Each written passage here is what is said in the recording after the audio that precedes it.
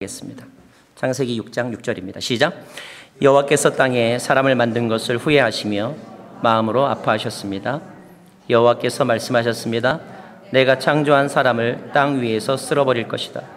사람으로부터 짐승과 기는 것들과 공중의 새들까지 다 그렇게 하겠다. 이는 내가 그들을 만든 것을 후회하기 때문이다. 그러나 노아만은 여호와께 은혜를 입었습니다.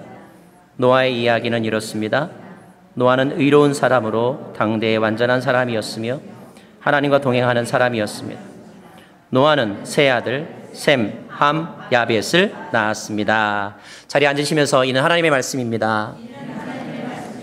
아멘.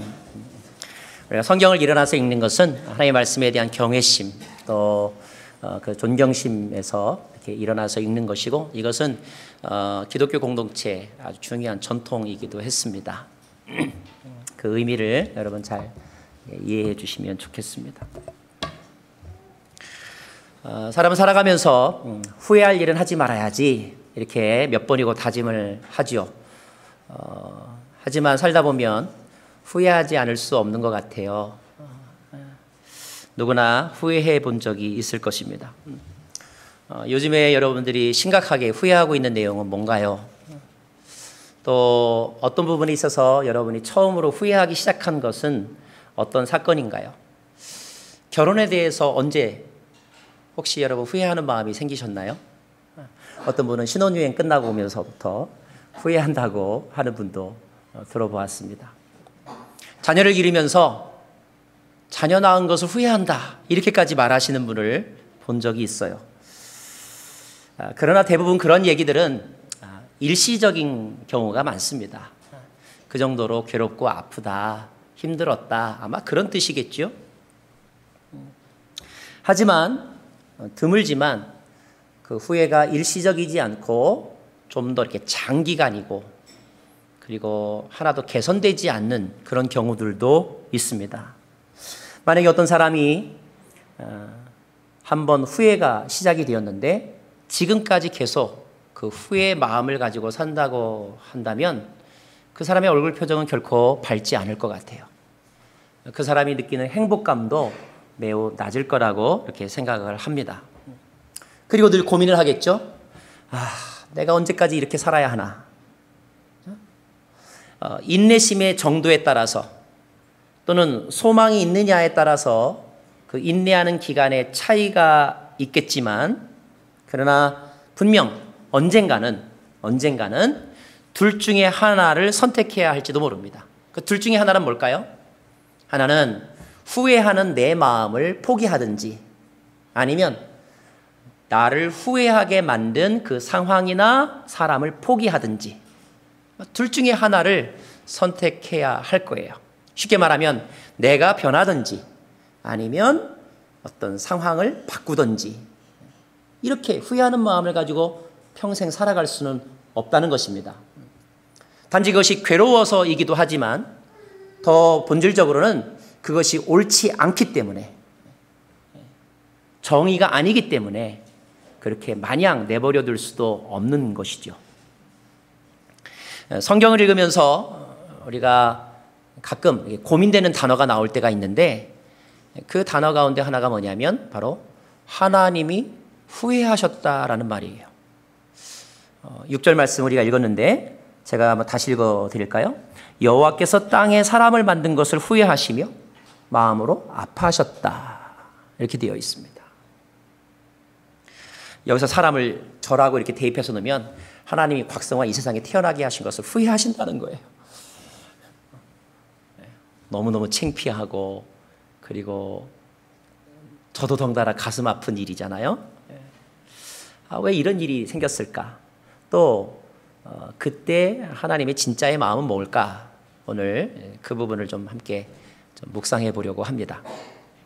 좀 더 정확한 의미를 찾아가기 위해서 이 6절 말씀을 이렇게 여러 번역으로 이렇게 나누어서 한번 살펴보기를 원하는데요. 개역개정판 설교는 성경은 6절을 이렇게 말하고 있습니다. 땅 위에 사람 지으셨음을 한탄하사 마음에 근심하셨다, 이렇게 되어 있어요. NASB라고 하는 성경을 보면 거기는 The Lord was sorry, sorry라는 단어를 썼습니다. sorry. 그 유명한 킹 제임스 버전이라고 하는 책은 it repent라는 말을 썼어요. repent. 그럼 도대체 히브리 어떤 단어를 이렇게 번역한 걸까? 히브리어 원래 나함이라는 단어가 있습니다.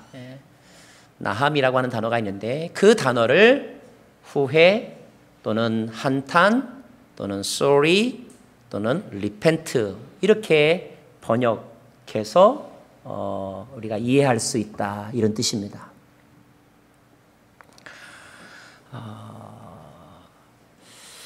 국어사전으로 한번 찾아봤어요. 후회라는 단어가 뭔가 그랬더니 이렇게 되어 있습니다.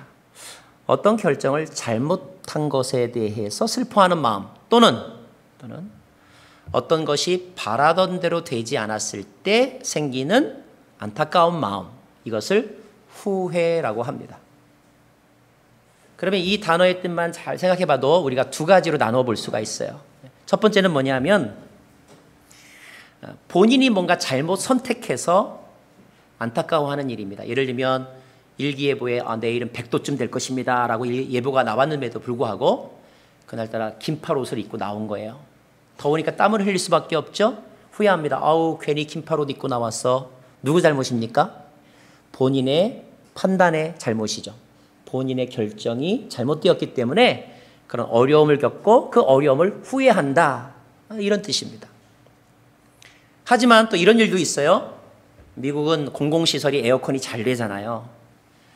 저는 이렇게 에어컨 그런 시설 들어가면 오히려 춥더라고요. 그래서 일부러 또 긴팔 옷을 입기도 하는데 그렇게 시원할 줄 알고 마켓이나 아니면 은행에 갔는데 마침 제가 들어갔을 그때에 에어컨이 고장이 났어요.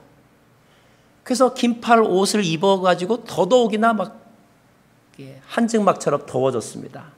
그러면 또 어떤 마음이 들겠어요? 힘들다, 그리고 안타깝다, 후회하는 마음이 생기는데 그러나 그때 후회하는 마음은 정확하게 말하면 누구의 잘못입니까?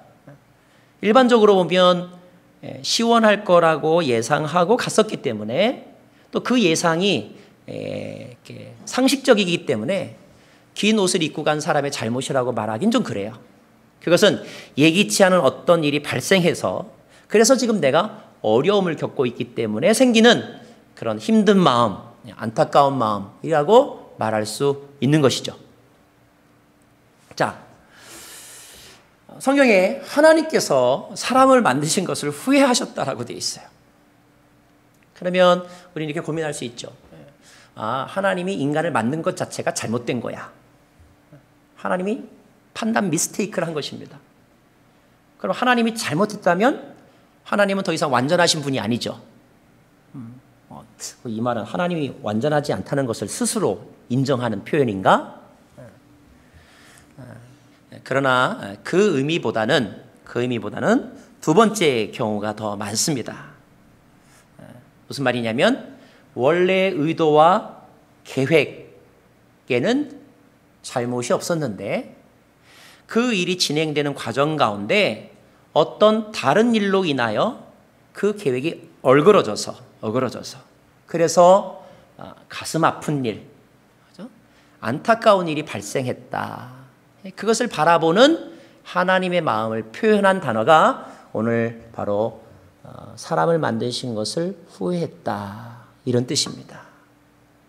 그러니까 후회라는 말이 조금 너무 여러분이 마음에 너무 걸린다면 그냥 하나님이 안타까워하셨다 이렇게 이해하시면 좋을 것 같아요.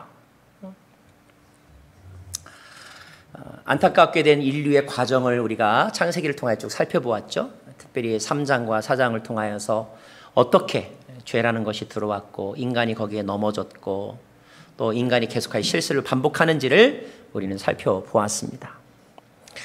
6장 1절과 2절도 그 내용을 부연해서 설명해 주고 있는데 우리 6장 1절, 2절 말씀을 같이 좀 보도록 하겠습니다. 같이 읽을까요? 시작. 사람들이 땅 위에서 번성하기 시작하고 그들에게서 딸들이 태어났을 때 하나님의 아들들이 보기에 사람의 딸들이 좋았습니다. 그래서 자신들이 선택한 사람을 아내로 맞아들였습니다. 자, 인구가 많아졌다는 거예요. 그런데 오늘 그 많은 인구 중에 두 부류의 사람이 등장합니다. 하나는 하나님의 아들들이라고 하는 그룹이 등장하고 또 하나는 사람의 딸들이라고 하는 그룹이 등장해요. 이 하나님의 아들들이 과연 누구냐에 대해서는 성경학자들의 의견이 이렇게 좀 나누어져 있습니다. 크게 두 가지를 소개한다면 어떤 학자들은 여기서의 하나님의 아들들이란 바로 타락한 천사들을 의미한다 이렇게 해석하는 학자들이 있습니다. 나름대로 또 근거가 있습니다.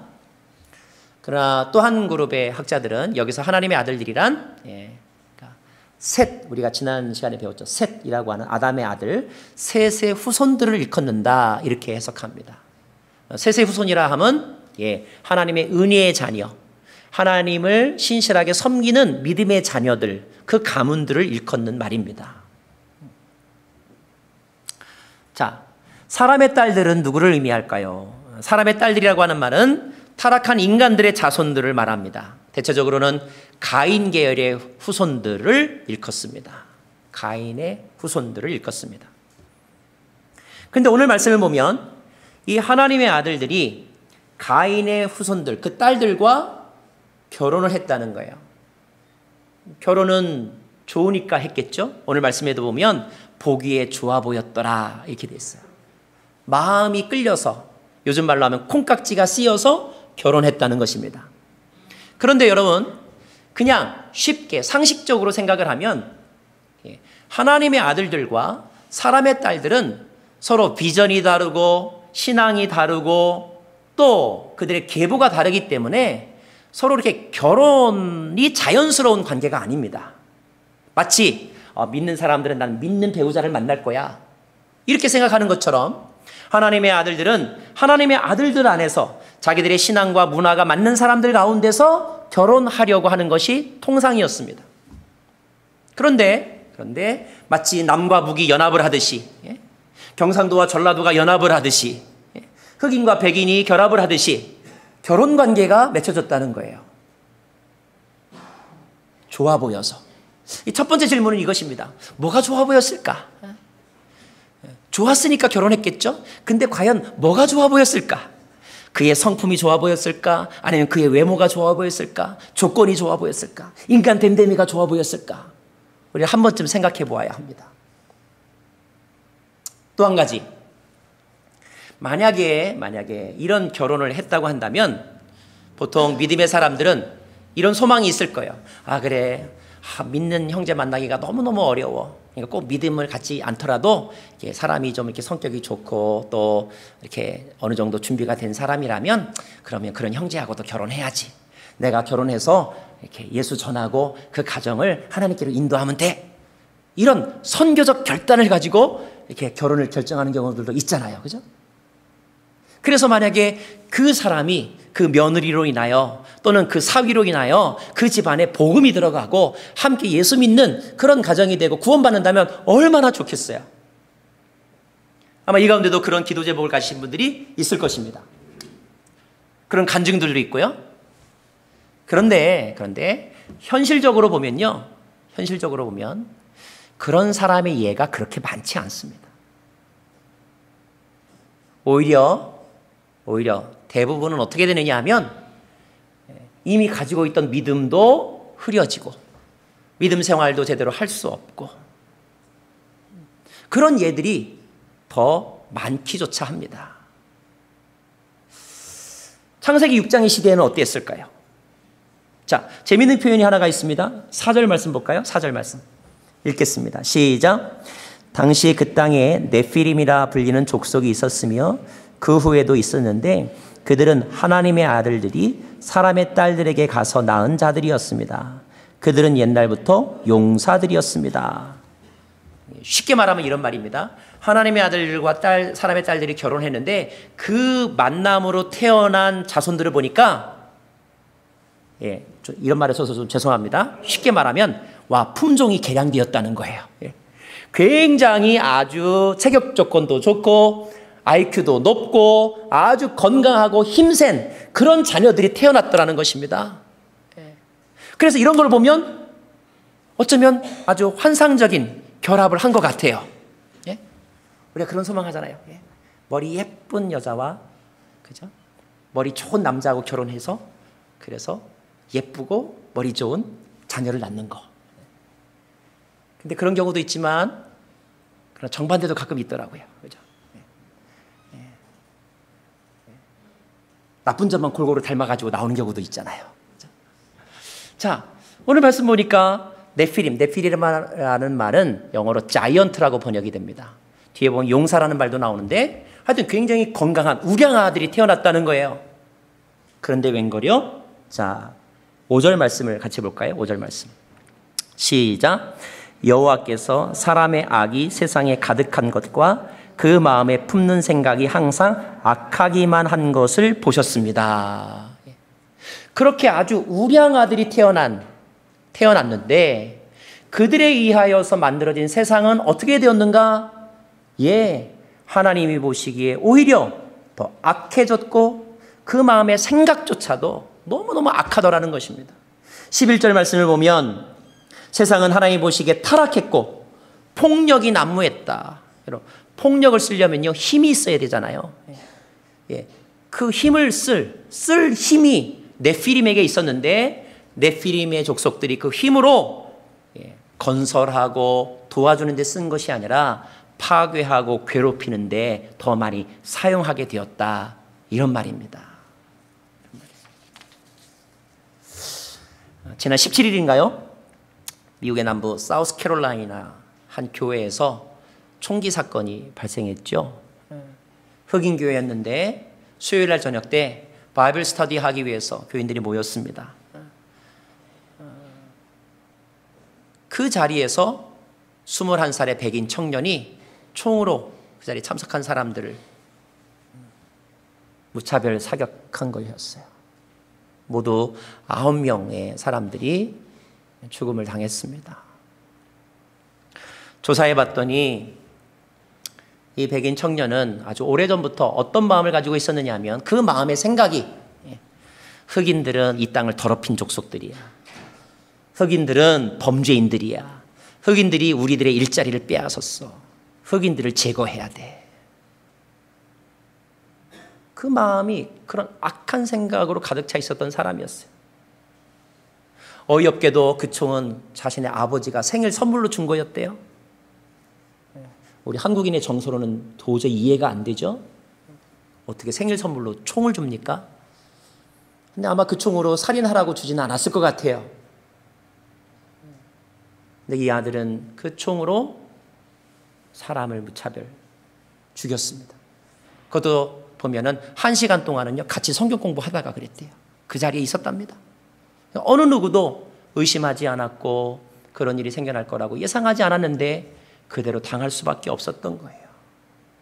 정말 열길 물속을 알아도 한결 사람의 마음속을 알 수가 없는 것 같아요. IS라는 말 이제는 여러분 많이 들어보셨죠?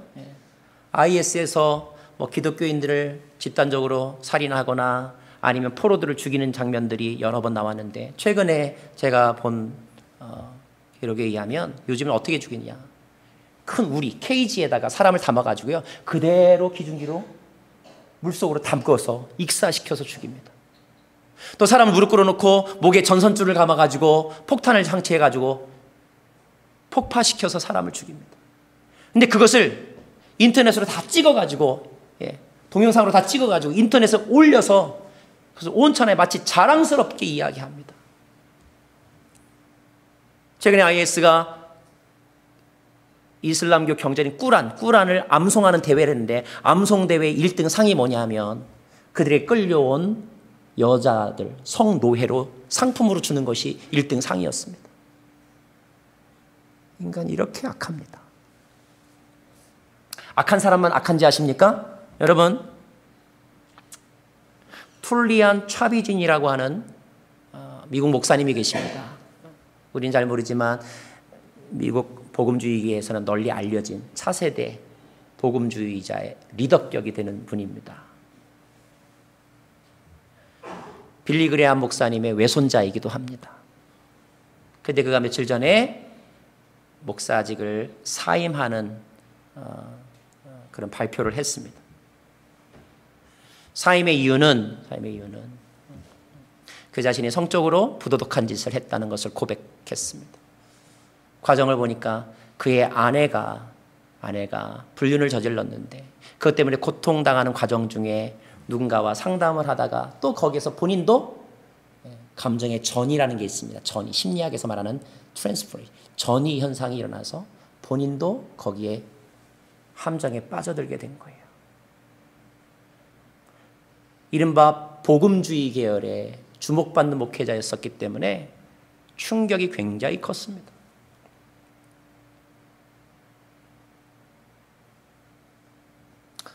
그분이 활발하게 사역할 때 썼던 책의 제목이 있는데 그 책의 제목이 뭐냐면 Jesus Only였어요. 예수가 전부다.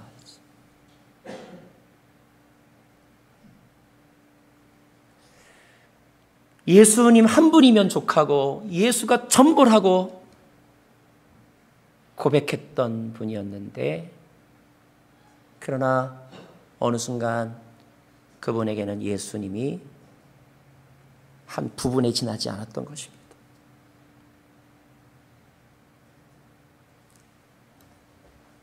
이 자리에 있는 저와 여러분 가운데 누구도 자신할 수 없는, 누구도 장담할 수 없는 그런 일들이 도사리고 있다는 것을 우리는 기억해야 합니다.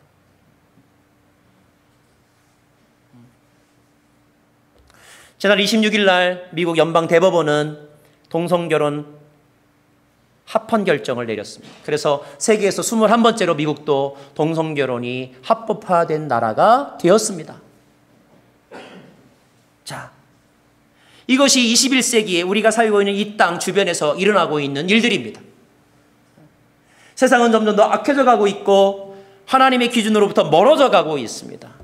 하나님의 사람들도 넘어지고 있고 이미 하나님을 떠난 사람들은 더욱더 교묘하게 진흥화되어서 포악해져 가고 있는 것이 이 시대의 모습입니다. 자, 창세기 6장에도 그러한 모습들이 있었다는 거예요. 자, 그런 모습을 보는 하나님의 마음은 무엇이었을까? 하나님의 마음. 그것이 바로 우리가 함께 읽은 6절입니다. 후회하셨고 아파하셨다. 어디까지? 사람을 만든 것조차 후회하실 정도였다. 그 정도로 세상이 악했다. 이런 말입니다. 그러면 이렇게 후회하고 근심하신 하나님은 계속해서 그 후회하는 마음을 가지고 영원히 사실까요? 영원히? 하나님이니까 뭐 고통이 없으실 거야. 뭐 후회가 뭐 고통이겠어. 그냥 하나님은 다 감수하실 수 있으니까 영원히 후회하시면서 사시겠지? 그러실까요? 아니요. 그렇지 않으십니다. 하나님은 그 후회하는 일을 언제까지나 내버려 두지 않으십니다. 그것이 고통스러워서가 아니고요. 보다 더 근본적인 이유는 그것은 분명히 잘못인데 그 잘못을 그대로 두는 것은 하나님의 본성인 하나님의 정의와 공의에 어긋나기 때문에 하나님은 그것을 계속 내버려 둘 수가 없는 것이죠. 그래서 하나님이 어떻게 하시는가? 7절 말씀을 같이 보겠습니다. 7절 시작. 여호와께서 말씀하셨습니다. 내가 창조한 사람을 땅 위에서 쓸어버릴 것이다. 사람으로부터 짐승과 기는 것들과 공중의 새들까지 다 그렇게 하겠다. 이는 내가 그들을 만든 것을 후회하기 때문이다. 어떤 사람들은, 특별히 요즘에 안티기독교인들은 요와 같은 말씀을 보면 하나님 무섭다, 하나님 잔인하다, 하나님 변덕스럽다, 하나님 폭력적이다 이렇게까지 말합니다. 왜냐하면 그들의 표현으로 본인이 다 만들어 놓고 본인이 다 뒤집어 엎는다 이 말이죠. 그래서 그런 하나님을 믿을 필요가 없다. 이렇게 안티 기독교인들이 이야기합니다.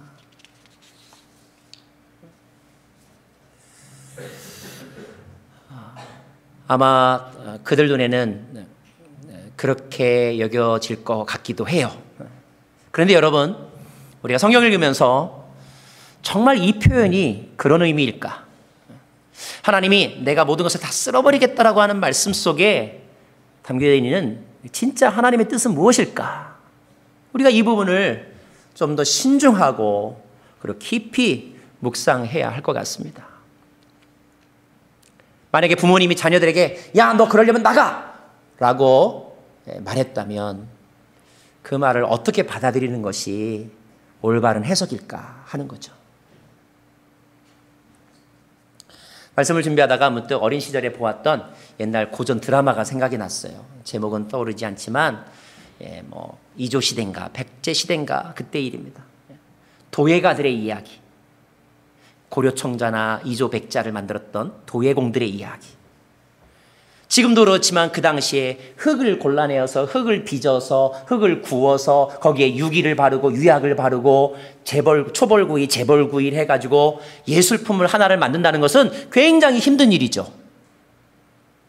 자, 그런데 정말로 정성을 들여서 하루 이틀이고 잘 구운 자기를 꺼내가지고 스승한테 딱 갖다 주었는데 스승이 다 보더니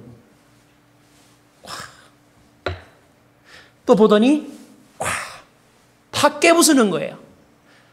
만들고자마자 아니 왜 깨십니까? 저 아까운 것을.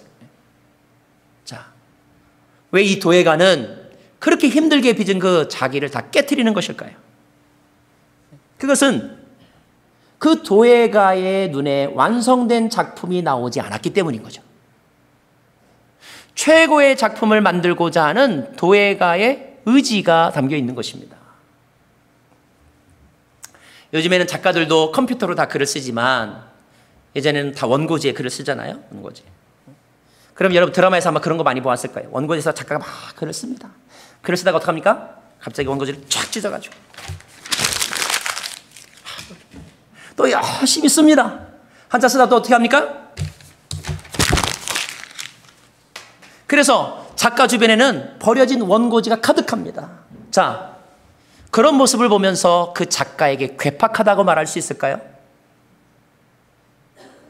그것은 오히려 최고의 작품을 향한 그의 의지인 것이죠. 그렇다고 뜻대로 되지 않는다고 그만두는 것이 아니라 다시 시작하는 거. 포기할 수 없기 때문에 무엇을? 나의 꿈을, 하나님의 꿈을 포기할 수 없기 때문에. 여러분, 하나님의 성품 가운데 가장 중요한 성품 하나가 뭔지 아십니까? 포기하지 않는다는 거예요. 그래서 don't give up, 포기하지 말라고 말하는 것입니다. 물론 무엇을 포기하지 마느냐가 중요하겠죠. 하나님의 공의, 사랑, 하나님의 나라, 절대선, 이것이 하나님의 포기할 수 없는 속성이기 때문에 하나님은 그 일이 잘못되었을 때 그래서 너무너무 가슴이 아픈 것이고 그것을 청소할 때 더 쓰리고 아프지만 그러나 그 과정을 거쳐서라도 다시 만들고자 하셨던 것입니다. 사랑하는 여러분, 우리가 7절 말씀 제가 다시 읽어드릴까요? 내가 창조한 사람을 땅 위에서 쓸어버릴 것이다. 사람으로부터 짐승과 기는 것들과 공중의 새들까지 다 그렇게 하겠다라고 하는 이 말 속에는 이것은 하나님의 괴팍함이나 하나님의 잔인함을 표현하는 표현이 아니라 꿈을 포기할 수 없는 하나님의 의지, 그분의 공의가 포함되어 있는 것입니다. 그렇기 때문에 하나님은 심판하시는 거예요. 그렇기 때문에 하나님은 다시 시작하는 것입니다. 여러분 기억하십시오. 심판은 결코 마지막이 아닙니다. 종말은 결코 마지막이 아니에요. 요한계시록에 있는 종말은 결코 마지막의 책이 아닙니다. 그것은 새 하늘과 새 땅을 향한 새로운 출발의 책인 것입니다. 하나님은 저와 여러분을 새롭게 다시 완성품으로 만들기 위해서 가끔 우리를 깨트리시고 우리를 청소하시고 우리의 모든 것을 부정하기도 하시는 거예요. 혹시나 요즘에 자신의 인생을 보면서 나는 정말 되는 일이 없어, 신이 나를 버렸나 봐, 이런 생각이 드신다면 저는 막 박수 쳐드리고 싶어요. 할렐루야, 할렐루야, 축복합니다. 의를 위하여 핍박받으니 복 있는 사람입니다. 마음이 가난하게 되셨군요. 복 있는 사람입니다. 당신은. 왜냐하면 하나님이 당신을 다시 빚으실 것이기 때문입니다. 믿으십니까? 그래도 심판은 힘든 것인데요. 그래요, 심판은 힘듭니다. 하나님에게도 힘듭니다. 근데 하나님의 심판의 패턴을 보면 심판 속에 반드시 들어있는 중요한 단어가 있어요. 따라하겠습니다. 은혜. 은혜가 있습니다. 시간의 은혜가 있고요. 시간의 은혜가 있고 사람의 은혜가 있더라고요. 남은 자의 은혜라고 말할 수 있습니다. 먼저 시간의 은혜가 뭐냐? 3절 말씀을 읽겠습니다. 3절 말씀. 시작. 여호와께서 말씀하셨습니다. 내 영이 사람 안에 영원히 거하지 않을 것이니 이는 사람이 그저 육체일 뿐이다. 그들의 날은 120년이 될 것이다. 이 말을 어떤 사람들은 이제 사람의 수명이 120년밖에 안 된다는 뜻인가 이렇게 해석하는데 그 뜻이 아니고 결론을 말씀을 드리면 이제 앞으로 120년 후에 홍수 심판을 내겠다. 홍수 심판이 올 때까지 120년의 시간이 남아있다. 이런 뜻입니다. 이 말은 하나님은 우리에게 심판하실 때 반드시 미리 사인을 주시고 그리고 유예 기간을 두신다는 거예요. 돌아올 유예 기간을 두신다는 것입니다. 근데 혼나는 사람은요 재밌어요. 갑자기 혼나는 것 같아요. 늘 갑자기. 그러나 가만히 보면 갑자기가 아니에요. 벌써 first signal, second signal, third signal 여러 번 하나님이 신호를 보내. 너 그러면 안 돼. 너 빨리 그 길에서 돌아서야 돼. 너 빨리 회개해야 돼. 근데 그 말을 귓등으로 듣다가 하나님이 정말로 화를 내시면 하나님 왜 갑자기 화를 내세요? 이런다니까요. 여러분 충고를 잔소리로 듣지 말고 돌아오는 하나님의 신호로 받아들이시기 바랍니다. 이게 지혜로운 사람이에요. 이 120년은 우리는 이 120년을 살고 있습니다. 무슨 뜻이냐? 예수님의 재림 때부터 이제 예수님의 마지막 종말 재림, 예수님의 초림 때부터 예수님의 재림 때까지 이 기간이 이 120년과 같은 거예요. 하나님께서 우리에게 시간을 주셨어요.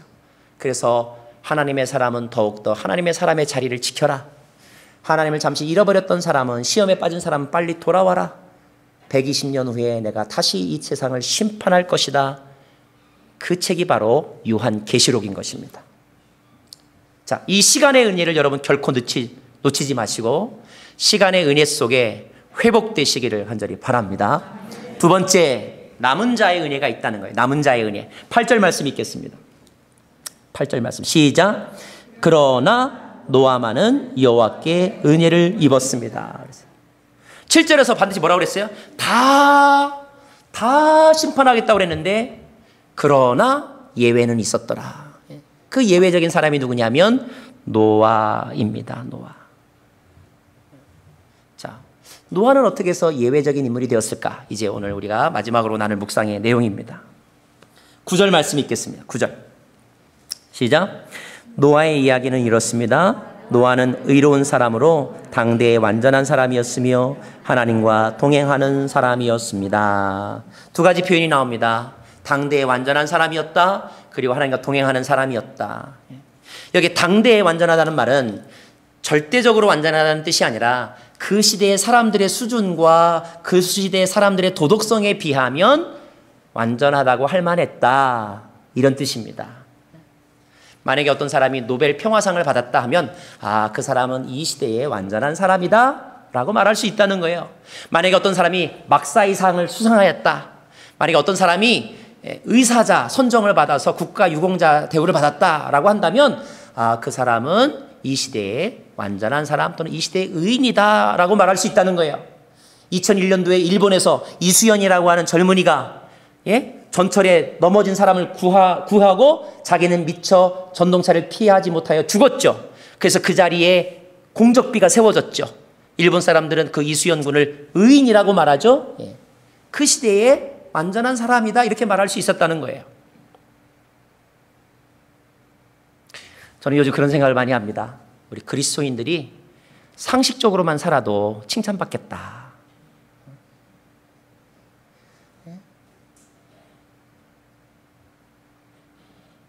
우리 자기에게 한번 스스로에게 한번 명령하겠습니다. 상식적으로 살자. 자, 또 하나 표현이 있습니다. 하나님과 동행했다라는 말이 있어요. 익숙한 표현이죠. 누구 할 때 나왔죠? 에녹 할 때 나왔습니다. 창세기에서 하나님과 동행한 사람이라고 일컫는 두 명의 사람. 한 사람이 바로 에녹이고 한 사람이 바로 노아입니다. 에녹은 죽지 않고 하나님 나라에 갔다고 그랬어요. 노아는 우리가 잘 아는 바처럼 이제 방주에서 구원받아 새로운 인류의 시조가 됩니다. 자, 저는 오늘 이 동행이란 말을 저와 여러분 한 번 더 깊이 좀 묵상하고 싶어요. 동행. 동행이라는 말의 뜻은 원래 스스로 함께 가다 이런 말입니다. 따라하겠습니다. 스스로 함께 가다. 자발성이 있어야 되고요. 그 다음에 함께 가야 동행입니다. 동행. 억지로 가면 동행이 아니에요.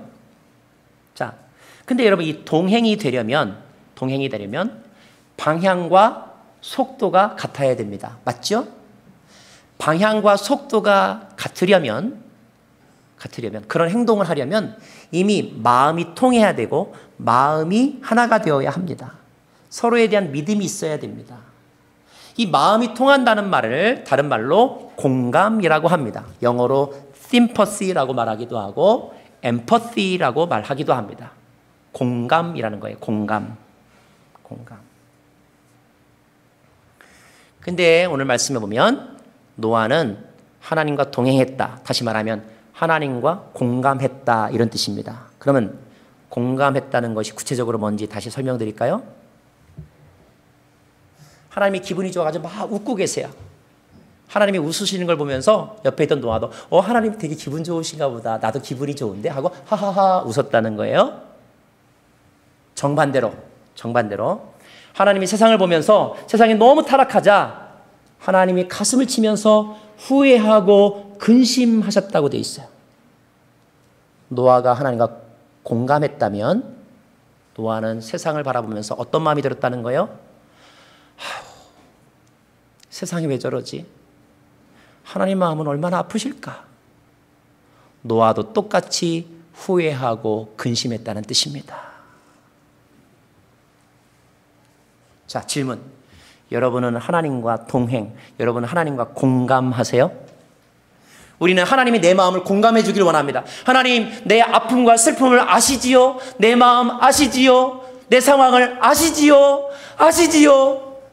알아주기를 원하고, 하나님이 내 마음을 알아주지 못한다는 마음이 들면, 실망이 오면 심지어 다른 하나님 찾아갈래 라고까지 합니다. 그런데 여러분, 하나님이 여러분의 마음을 알아주고 공감하는 것만큼 하나님도 참 마음 아프시겠다. 하나님도 나 같은 자식 낳아서 너무너무 속상하시겠다. 하나님이 내가 이러는 걸 보면 하나님 마음은 얼마나 아프실까? 이렇게 공감하고 있느냐 하는 거예요. 만약에 어떤 자녀가 엄마 나 기르느라고 힘들었지. 내가 너무 속썩여서 미안해 엄마.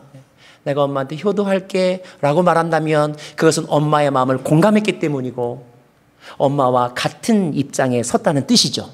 그런 자녀를 우리는 성숙하다고 말하죠. 그런데 하나님은 세상을 보면서 미국 땅이 왜 이런가? 한반도가 왜 이런가? 인간들의 마음속에 왜 그런가? 라고 탄식하며 막 울려고 하고 계시는데 우리는 와 화려하다. 너무 멋있어. 와 우리 놀러 갈까? 파티하고 춤추고 아무런 문제가 없다고 무감각해진다면 그거는 하나님과 공감하지 못하는 것이고 하나님과 동행하지도 않는다는 것입니다. 여러분 사이코패스라는 말 들어보셨죠? 사이코패스. 사람을 죽이는데요. 하나도 마음의 양심에 가책 없이 죽이는 사람. 사이코패스에게 나타나는 가장 대표적인 증상이 뭐냐면 공감 능력이 상실되었다는 거예요. 우리는 영적으로 사이코패스가 되어가고 있는 것입니다.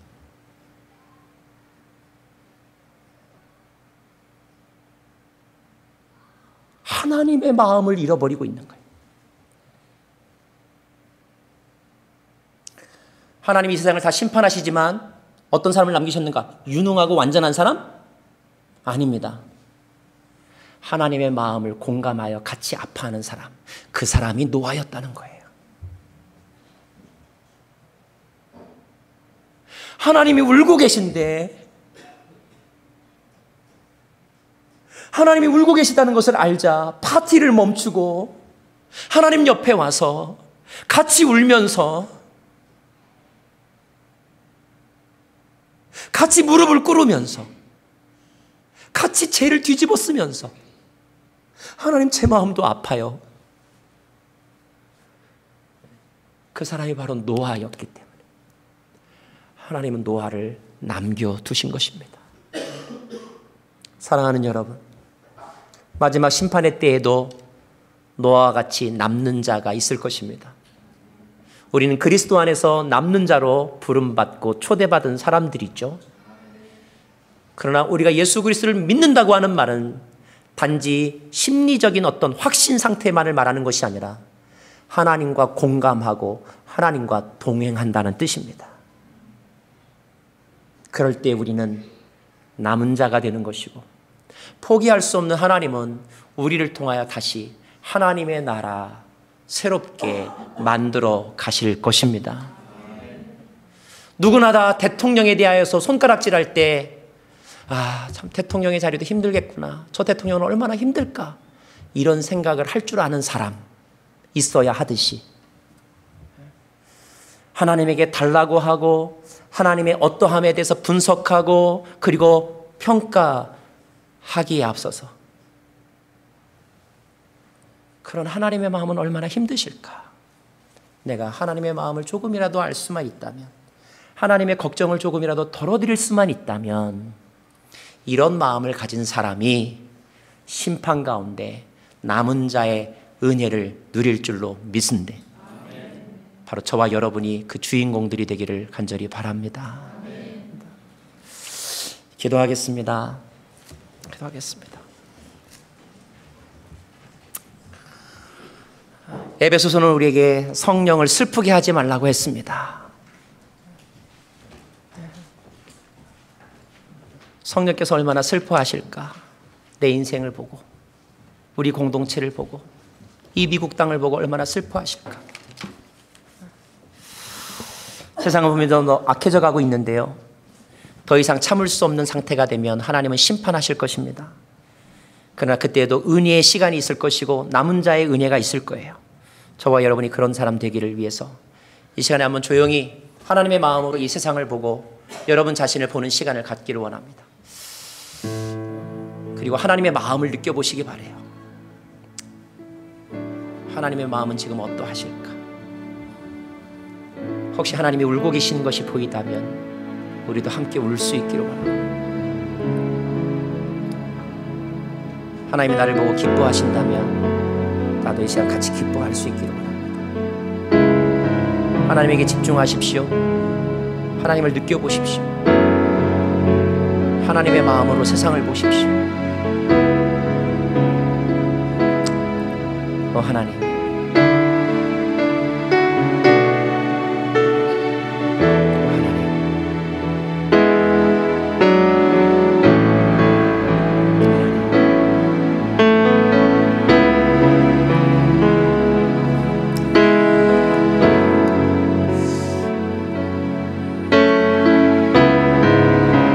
찬양을 불러드릴 텐데요, 이 찬양의 가사가 여러분 안에 하나님의 마음이 되어서 함께 느끼고 이것이 기도가 되기를 원합니다.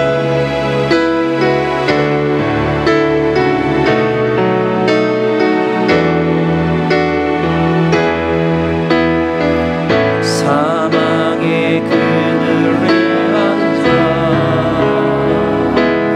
죽어가는 나의 백성들,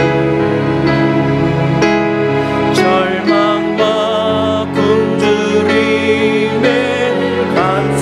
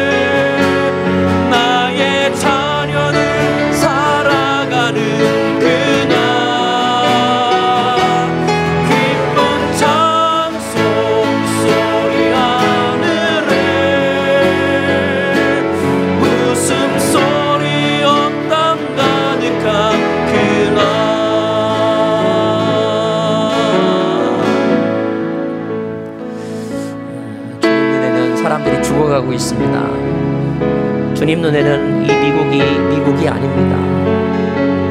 주님 눈에는 저와 여러분이 지금 하나님의 형상대로의 모습을 살고 있지 않습니다.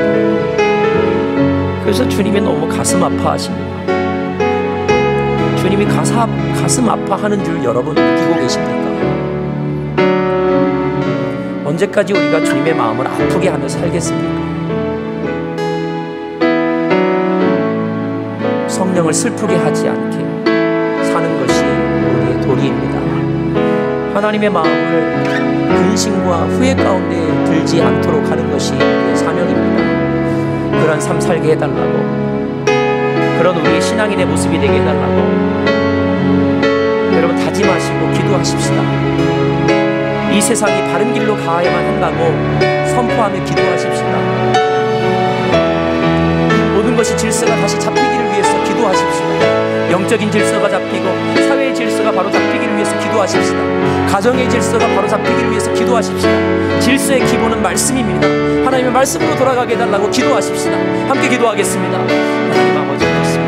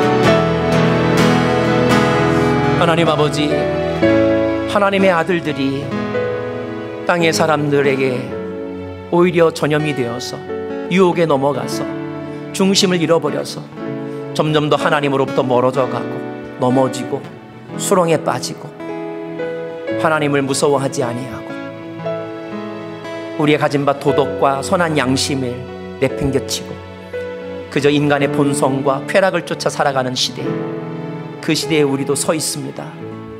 주님의 마음이 얼마나 아파하시는지,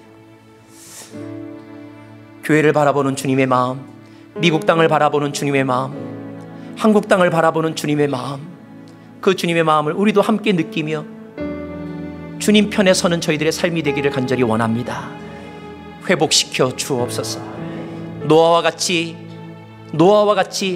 하나님과 동행하는 에녹과 같이 하나님의 마음에 합한 자 다윗과 같은 사람으로 살게 하여 주셔서 우리를 통하여 새로운 역사가, 새로운 시작이 다시 이루어지게 하옵소서.